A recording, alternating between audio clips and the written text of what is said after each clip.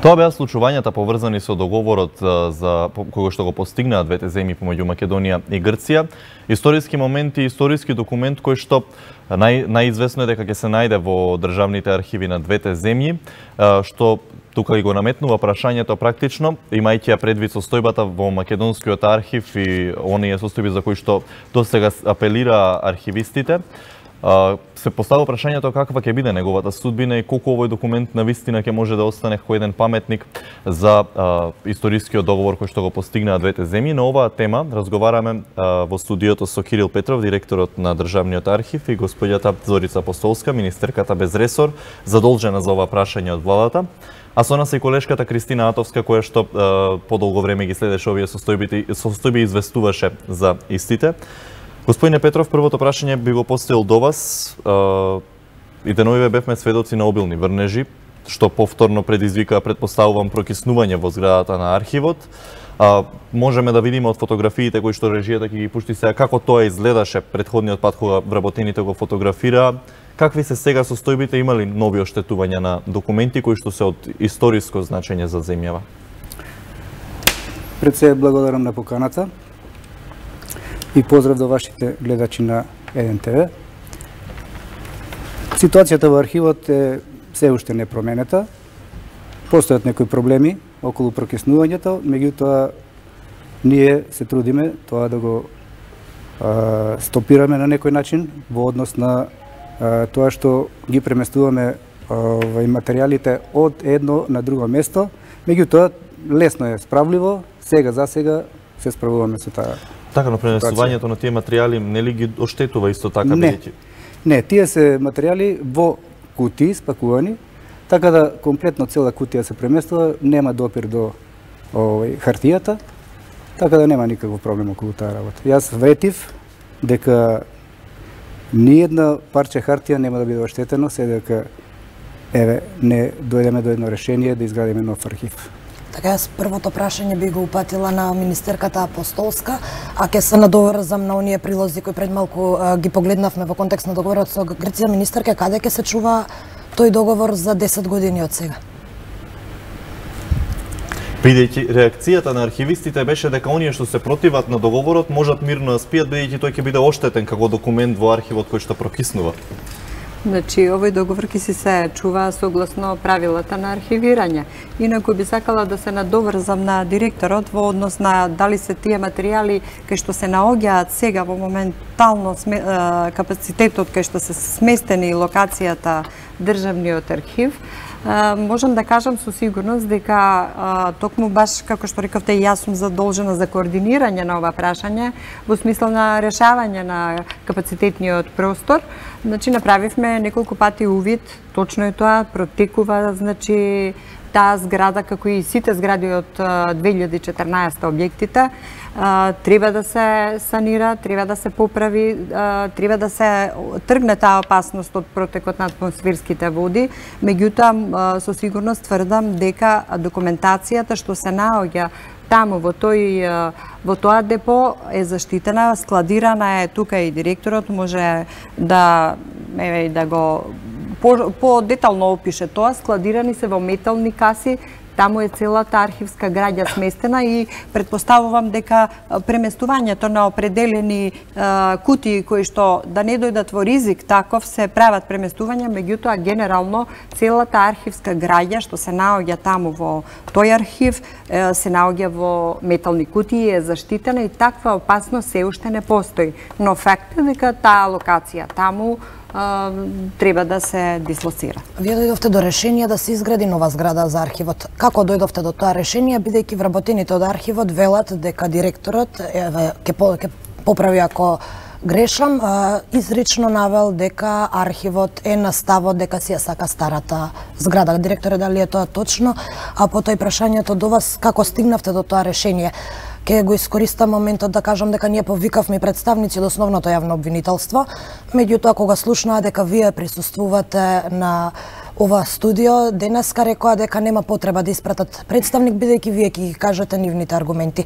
Дали нивните аргументи, аргументите на обвинителството, се толку тешки за да се донесе едно вакво решение, кое впрочем е и поскапо? Значи, јас би почнала малку од една кратка историја. Прво, рековте како дојдовме до тоа решение. Пред да одговорам за како дојдовме до тоа решение да се гради нов објект, морам да се навратам на одлуката што е донесена 2012 година и таа веќе е реализирана. Од тука се влечат и аргументите на обвинителството дека веќе не е возможно да се направи таква рокада. Ние спорни работи во врска со таа одлука, еве јас ја извадив. Одлуката е од 2012 година, а јавното обвинителство не почнува никаква постапка, ниту правна, ниту пак физичка во зградата на архивот се до 2016 година. Тоа се 4 години молк. Дури и во тие 4 години не е променета ни сопственоста во катастар, односно во катастарските книги. Зошто обвинителството, ако имало толкава потреба од овој простор, не го направило тоа во овие 4 години или пак не го направило тоа во дадениот рок?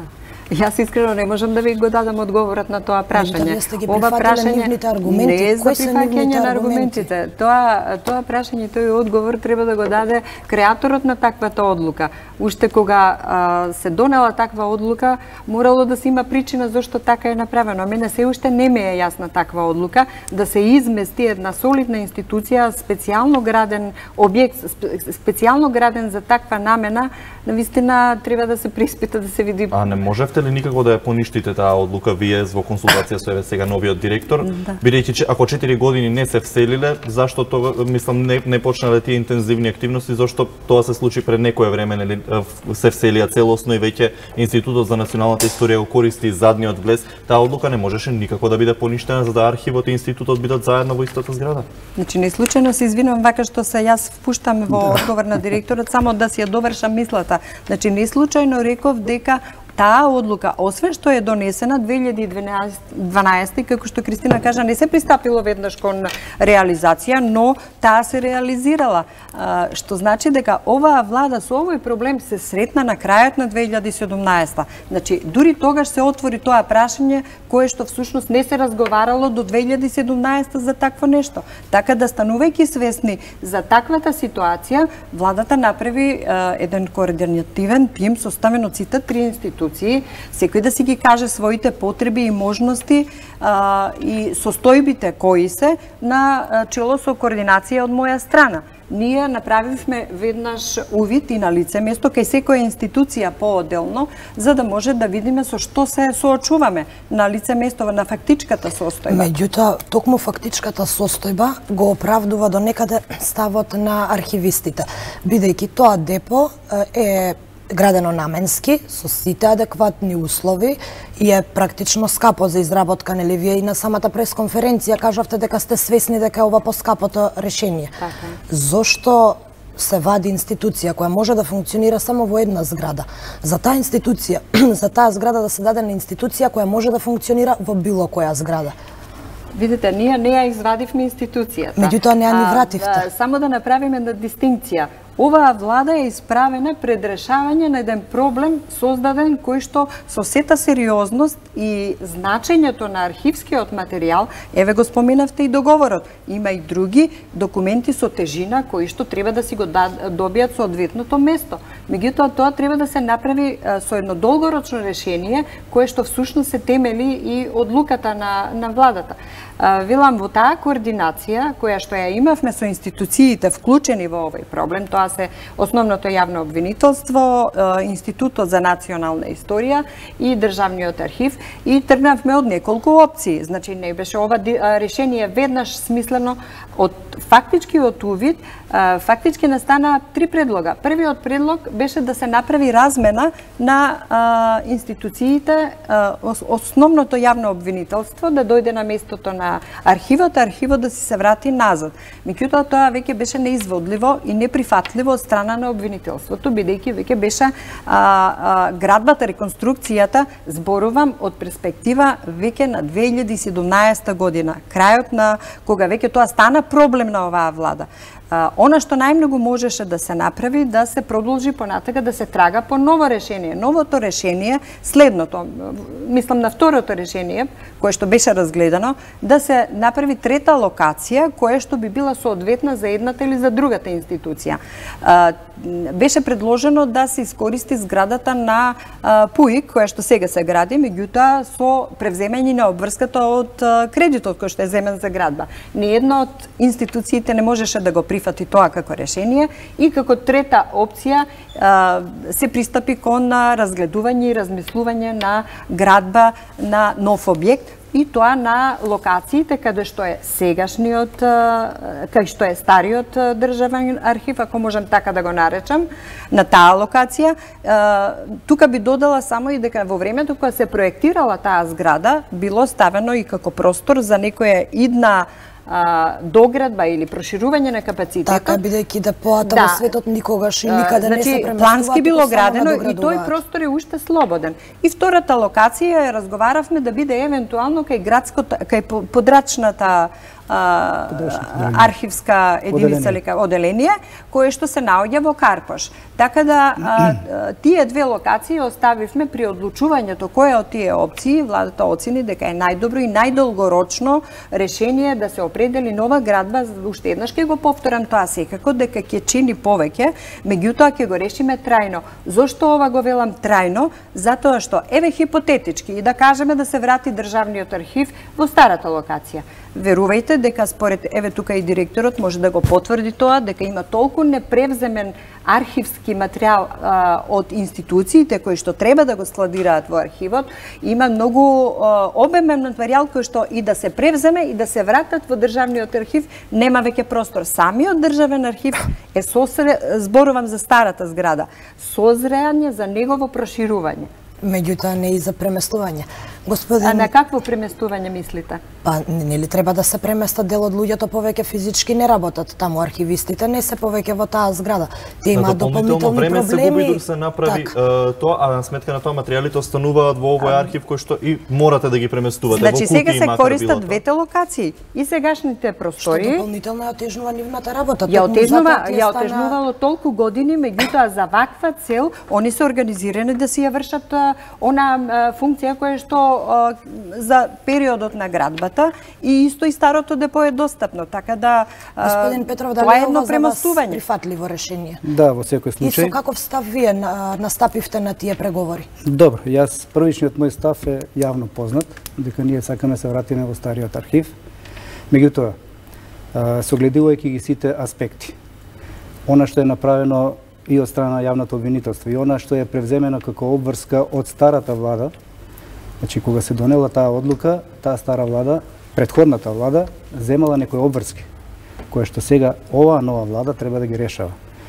Јас потполно ги разбирам луѓето од владата, меѓутоа, знаете што, архивот е една специфична институција каде што мора да размислуваме за еднината. Значи, нашето богатство, национално богатство, мораме да го чуваме на секој начин. Мораме да го решаваме проблемот долгорочно. Сметам дека ова решение на владата е солидно, дека ќе се гради нов архив и ново депо веднаш до старото депо, кое што ќе биде споено, значи двете депоа ќе бидат споени, а административната зграда ќе биде во непосредна близина, споена исто така со депоата. Значи, тоа представува едно долгорочно решение кое што ќе обезбеди зачувување на нашиот идентитет, нашата култура, нашето богатство хартиено во текот на наредни 50, можеби 100 години. Така, напред да продолжиме со разговорот, тука би ја повикала изјавата од Катерина Тодоровска, научник од Институтот за национална историја, која што гостуваше овдека и поради неможноста нели да се поклопиме со термините, затоа не заедно за да развиеме една дебата, таа има малку поинакво мислење од вашето и пред да продолжиме натаму би предлагам да ја погледнеме нејзината изјава. Мислам дека и во владата веќе претежнува размислувањето дека навистина е ирелевантно нечие мислење доколку граѓаните треба да платат десетина или повеќе милиони евра за градење на нова зграда при имање на стара зграда која што е наменски градена, значи зборувам за собственост на државен архив. Сега, кога веќе вие одите на тоа дека ќе градите нов објект, првата етапа вам ви е испитувањето на земјиштето. Меѓутоа, апсурдност на која што ние ја чувме од устата на господјата Апостолска беше вработените имаат можност да си изберат своја локација. Знаете што значи? Наводно тоа вас ќе ве утеши. Не може тоа никого да утеши, бидејќи тоа е комплетно непознавање на можноста или потребата за градење на таков значаен објект. Најголемиот проблем овдека е кој и како ќе одговара за уништената документација. Дали мислите дека вие Ченто ќе беше рехабилитиран доколку не беше документацијата од Државен архив? Мислите ли Панко Брашнаров дека ќе го видеше белото видело на денот на историјата доколку не беа документите? И да ви го доловам некако абсурдот на целата оваа ситуација, ќе речам дека јас се наоѓам во старата зграда, треба да одам во новата зграда и да порачам таму документи. Од новата зграда колегите од архивот треба да дојдат во старата зграда, да ги земат документите и да ги однесат во новата зграда. Јас потоа, како ќе бидам информирана, одам во новата зграда, работам и се враќам назад. Тие, откако ќе ги сработам тие документи, доаѓаат во старата зграда, ги депонираат повторно во депото. Значи, сето тоа е непотребна една еден комплициран процес. Страничниот влез, всушност една канцеларија која што некој умно челјаде решило да ја пренамени во влез. Меѓутоа, проблемот што е? Проблемот е што тој влез се наоѓа од сосем затворена страна на зградата, таму каде што во основа нема ни табла каде да ставите. Значи нема ни надпис каде да ставите дека тука вам ви е Институтот за национална историја. Зборувам за највисоката научна институција од областа на историјата. Знаете кое понижување ќе биде сега, кога ние ќе славиме 70 години од основањето, 70 години зборувам, од основањето на Институт за национална историја. Ќе имаме голем светски конгрес и ние нашите гости ќе ги внесуваме преку тоа мало прозорче, повеќе е прозорче од колку врата, меѓутоа оние кои што ќе бидат осудувани или испрашувани, влегуваат од главната врата на главниот влез на главната зграда, на зграда која што е градена за Институтот и за архив. Да сум. Така, се враќаме назад во студиото и господјата Тодоровска отвори неколку дилеми при незиното гостување. Првата, која што можевме да ја слушнеме, е околу проценката на земјиштето, дека за изградба на една ваква државна институција од вакво значење е потребна сериозна проценка за да се процени дали тоа земјиште е трусно подрече, бидејќи треба да се чуваат тука на вистина сериозни документи. Дали бевте свесни за ова и дали знаете и дали сте подготвени тој период да го изгубите за да ги направите сите потребни тестирања и за да се уверите дека таму кај што ќе го направите новиот архив или каде што ќе го доградите е на вистинското место? Само да се надоврзам на актуелното депо, пред да биде изградено 3 години се правеле тие анализи, дали е тоа адекватна локација за градење? Тие анализи може да се употребат и за ова депо ново, што ќе треба да се работи, од причини што ќе бидат во непосредна близина. Значи, не би требало посебна студија да се работи за нова зграда и ново депо која ќе биде суштински на истата локација. И тука може да се заштедат и повеќе средства. Господине Петров, вие сте правник, ако не се лажам. Така, во одлуката од 2012 година, донесена од владата на Никола Груевски, се вели примопредавањето треба да се изврши најдоцна до октомври 2012. Да. Што се случува со еден документ ако неговите членови не се испочитувани? Па добро, видите, тоа е одлука на владата. Значи, ако они поминале преку тоа, ние не можеме сега да бараме незино поништување. Нема новата влада... Нема такви ингеренции, затоа што одлуката веќе е донесена. Сега, примопредавањето точно се извршило после 2 години. 4. Они самите требале да си ја поништат таа одлука заради тоа што не ја спровеле. Меѓутоа, после 2 години, значи, направено е примопредаја. 4. После 2 години од 2016 катастарските листови велат дека тој објект се уште е на државниот архив. До 2016 јавното обвинителство не е впишано во катастарската парцела. Да. Јас, потегнувајќи ова постапка, јас бев тој што допринесе да се упише јавното обвинителство во катастарот, од причини што ние моравме да водиме некоја легална постапка. Ние не можевме да дозволиме... Мислите да ја легализирате нелегалната? Да легализираме она што е донесено како одлука. Зошто ако вие барате да се вратите назад? Зошто вие би му помагале на обвинителството во конкретниот случај? Затоа што таа одлука мора да се спроведе. Не се боревте за да си ја задржите старата наменска зграда? Не, имаше две солуции кои што беа на маса, значи или да легализираме таа одлука, или пак владата да донесе некоја друга одлука која што ќе значи враќање наше назад. Меѓутоа, со оглед на обврските кои што ги превзела претходната влада, оваа влада не можеше да постапи на друг начин. Така и поради тоа што владата не ги поништи овие одлуки, перцепцијата кај архивистите и она што го спомна господјата Тодоровска во нејзиното гостување е дека власта не ја знае вистинската вредност на оваа институција и не е запознаена со значењето нејзино. Дали вие се согласувате со оваа констатација?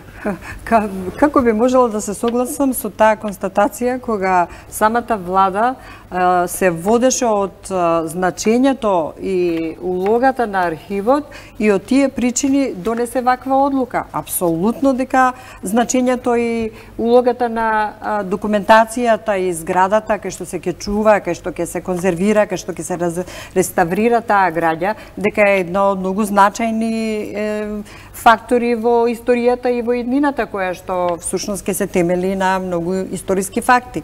Значи, јас само сакам пак да се вратам назад на една констатација која што на почетокот ја кажав, дека ние можеме сега да зборуваме од правен аспект. Јас не сум правник, меѓутоа секако правници оцениле дали таа одлука била ништавна или не е ништавна во време на доаѓање на оваа влада. Меѓутоа не кажавте и кои точно експерти учествувале во креацијата на оваа нова одлука или пак сепак се работи само за овие три институции? Представници од институциите се беа вклучени. Ова би значило дека само мислењето, односно барањето само на една институција е испочитувано. Значи, пак и се вратам на правно дали е издржана или издржана, тоа е една дискусија, меѓутоа ја испуштаме од факт институционалната положба сега на сите институции. До кој степен е навлезен во реализација на таа одлука. Значи, одлуката е реализирана. Знаете што значи реализација на да вратиме, да прогласуваме ништавност? Велам, не сум правник, меѓутоа реализацијата на таа одлука течела со години наназад. И од тие причини непосредно од предизборите во 2016 година. Тоа не се години наназад, се извинувам што ќе ве поправам. Без разлика, таму се направени градежни реконструкцијски зафати, направени се соодветни лаборатории, истражни центри кои што се дел од стратегијата, а стратегијата е дел од реформскиот процес на правосудниот систем, така да има многу елементи од тој аспект кој што веќе ја етаблирала таа институција и кој што е непосредно пред технички прием. Значи, од крајот на годината 2017 година, снимајќи ги институциите во која положба се нашла, најиздржано решение за владата беше дека е најдобро да се гради нов државен архив. И да не заборавиме, еве пак ја речам, хипотетички и да се одлучеше да се врати државниот архив во старата зграда. Значи, земете во предвид дека има толку непревземен архивски материјал кој што нема да го собере како капацитет сега во стариот архив. Во секој случај мора да се размислува за надградба на тој објект. Така, но премиерот Тоа се главните елементи кои што ги оправдуваат одлуката.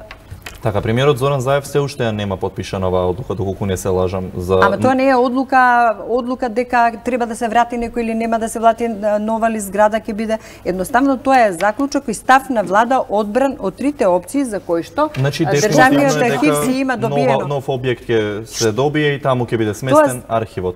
За колкав период зборуваме? До кога тоа ќе се случи? Значи, само јас како вовед да дадам на овој одговор, ќе си продолжи директора, значи, владата си донесе заклучок, Која опција ја одбира? Ја одбира градбата на нов објект, од причините кои што сега ги образложував, со тоа што има неколку заклучоци кои се однесуваат на Државниот архив, меѓу другото, значи да се направат финансиски проекции, да се направи акционен план за реализација на тоа, вклучително и ова што го кажувате. Во кој рок, кои институции ќе се вклучат. Значи, тоа е едно. И второ, што многу значајно треба, можеби требаше уште на почетокот да го кажам ова, дека треба да се направи исто проценка колку ќе чини финансиската санација на постоечкиот објект додека кај што се наоѓа сега Државниот архив. Да. Значи, тоа час поскоро треба да се направи како санација за да додека се прави градбата, да се заштити максимално и условите да се подобрат И таму. она што е најважно, да, ќе побарате ли ревизија на уништените документи и евентуално одговорност, бидејќи не станува збор за обични документи? На кои уништени документи? Па, оние кои што се наоѓаат во...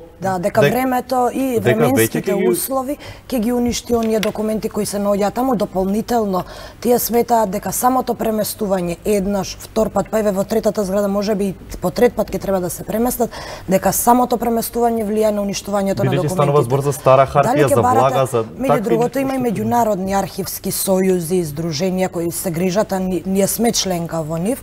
Тие исто така се задолжени да се грижат за условите и на архивистите и на архивската граѓа. Дали ќе побарате ревизија од нив и дали ќе побарате одговорност како прв човек на институцијата сега, дали ќе побарате одговорност за оваа состојба во која што се наоѓате, а евентуално и за уништените архивски материјали? Не можеме да кажеме дека постојат уништени архивски материјали. Оштетени? Нема ни оштетени сега. Нема ни оштетени. Јас ревизија во сегашни услови не би побарал. Би причекал за таа работа, заради тоа што се уште нема створени услови за таква работа.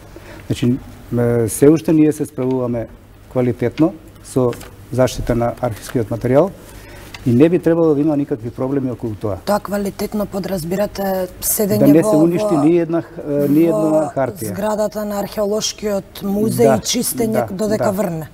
Да. Колку тоа ги гарантираме да не се уништи ни еден материјал.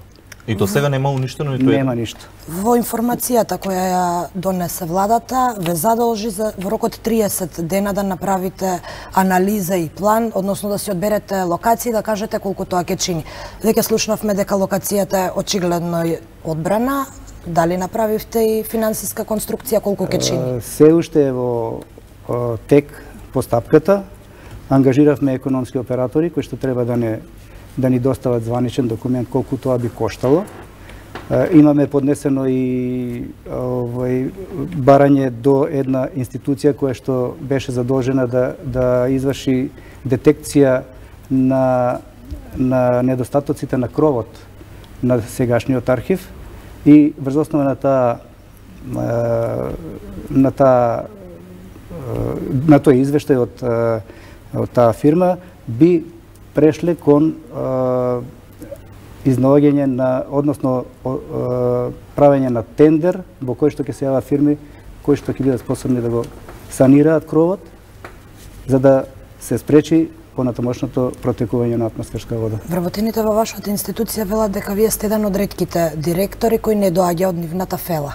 Да. Дали вие се сметате за доволно стручен да раководите со оваа државна институција? Јас ја менаџирам работата. А секојаш директорот не мора да биде од фелата. Така, а ревизорите констатираа низа недоследности и неправилности во работата на вашите претходници, зборуваме. Да. Се обидовте ли да поправите делотија? Сето тоа е поправено во однос на ревизорскиот извештај. Зборуваме и за оние исплати и за оние незаконски исплати. Сето тоа е утврдено со записници. Значи, сето она што е прибележено од страната на ревизорите во 90% од тие забелешки исправено, така да нема да има никакво. Дали парите кои биле задржувани во архивот се вратени сега во централниот буџет. Ова зборувам ова што е констатирано од ревизорските извештаи. Се работи за договори за закуп на земјишта. Приходите што ги остварува архивот практично не ги уплатил во буџетот. Кој архивот всушност и нема право да ги направи, туку тоа го прави владина комисија, тоа се правило, односно вашиот претходник тоа го правил, а парите останувале во архивот, не биле уплатени во државниот буџет. Дали се тие состојби променети, дали е направена сега веќе систематизација на работни места, се она што е констатирано како недоследност во ревизорскиот извештај. Раскинат е договорот со фирмата која што ги користеше тие таблои. Значи тоа е раскинат договорот, значи нема веќе закупнина од нив, така да во однос на другите забелешки на ревизијата сето тоа е исполнето. А оние забелешки кои се однесуваат на имотот кој архивот треба да го земе, владата вам ви доделила неколку земјишта во други градови кои вие со години, поточно вие, зборувам за архивот, институцијата со години не ги завела во катастар.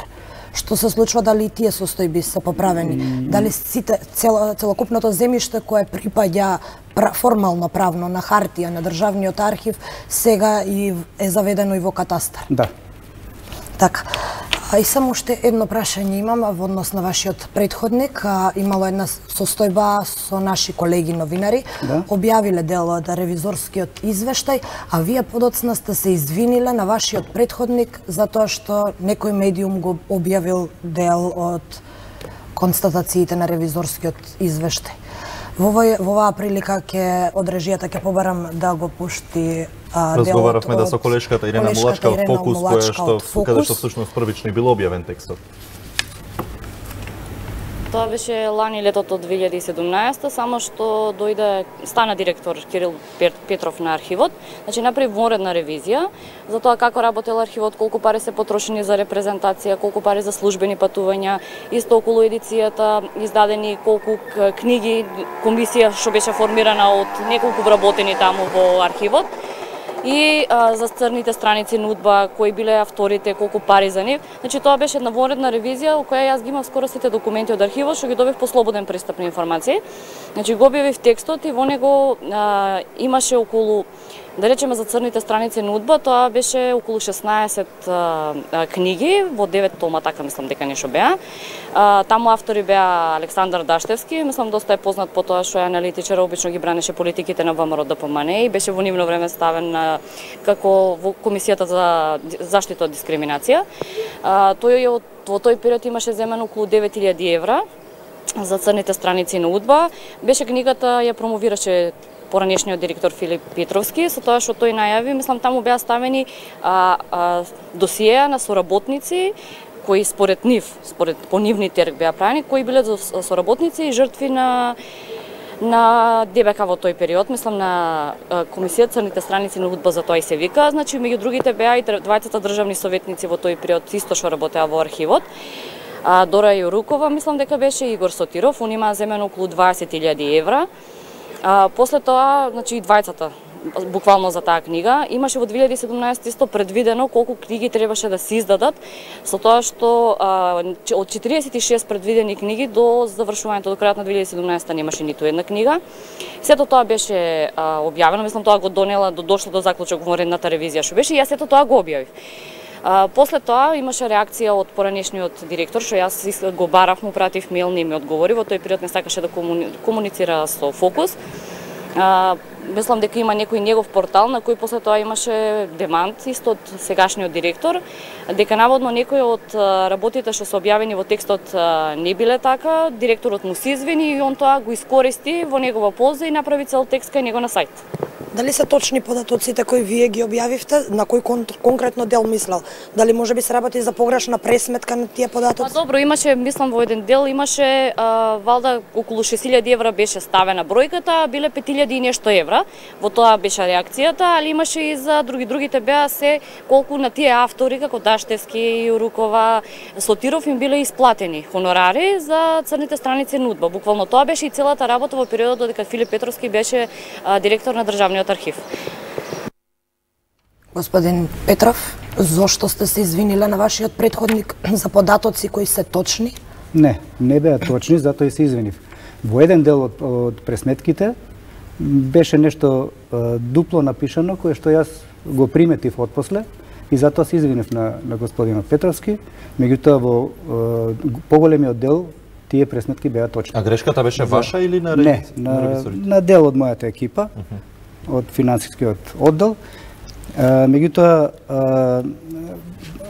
врз основа на тие изјави, кај мене беа поканети гости од финансова полиција. Они сето тоа го забележаа. Јас се понудив она што им треба, стојам на располагање да им го дадам. Од тогаш ништо немам никаква информација. Колешката вели дека вие сте барале вонредна ревизија. Еве конкретно го спомена проектот Црните страници на УДБА. Да, побарав, заради тоа што редно е кога нема примопредаја на документи кои ќе ве именуваат. Значи, ние немавме примопредаја со господинот Петровски. Така да јас морав бев принуден да направам вонредна ревизија во мојата институција, за да утврдам некои недоследности. И министерке, за крај ќе искористам само да ве прашам, бидејќи архивистите и историчарите се убедени дека за ова еден ден некој ќе мора да понесе одговорност, бидејќи исто така се убедени дека ќе има штета по архивската граѓа. Меѓутоа, што кога би дошол тој ден некој да треба да понесе одговорност, кој ќе ја понесе? Оној кој ја донел одлуката или оној кој ја спровел одлуката?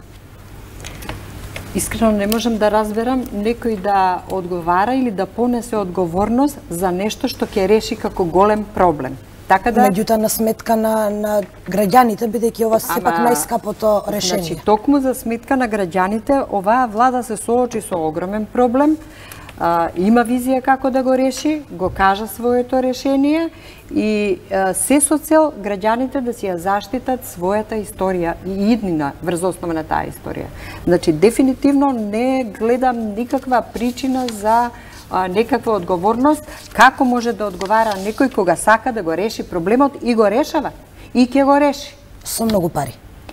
Од на граѓаните. Ама, зошто упорно потенцирате многу пари? Бидејќи ова најскапото решение, тоа и вие сама го кажавте на вашето излагање, на вашата пресна. Најскапо или поскапо има голема разлика.